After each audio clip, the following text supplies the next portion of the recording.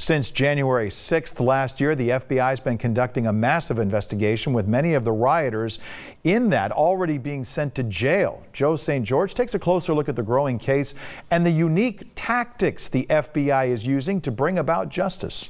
The images from that day are still haunting to many, especially to those who were forced to take cover. January 6th still impacting Capitol Police, who drew their guns. 1 year later, you may be wondering what is happening to the thousands of men and women who broke into the Capitol that day. In short, they are being arrested slowly, with many going to jail. According to the Justice Department, there have been more than 700 arrests so far. This is the largest investigation in FBI history. Few journalists in the country have covered that day more than Ryan Riley, who's writing a book called Sedition Hunters, focusing on how January 6th rioters are getting arrested. While initially the FBI made arrests because of tips from family members or friends, once that stopped, facial recognition software became a popular tactic, especially since the event was so heavily photographed. But an even more important tool has been cell phone records. Search warrants can actually reveal which cell phones were inside the Capitol complex that day. Anybody who entered the Capitol and had their cell phone on, that number is in a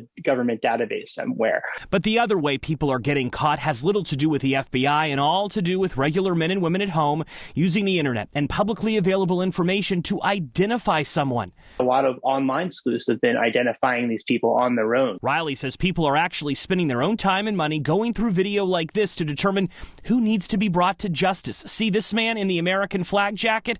Riley says a woman who was homesick with COVID-19 actually identified him before the FBI. His name, Robert Scott Palmer. What this individual, Amy, and some other online sleuths were able to put together is that he had identified himself on a live stream later that evening. He got more than 5 years behind bars. As far as where this massive case goes from here, the biggest challenge is simply the Justice Department's ability to keep prosecuting this many people. Riley says the resources aren't there to bring every potential case to trial. He speculates, though, there could still be as many as 2,000 more arrests. In Washington, I'm Joe St. George.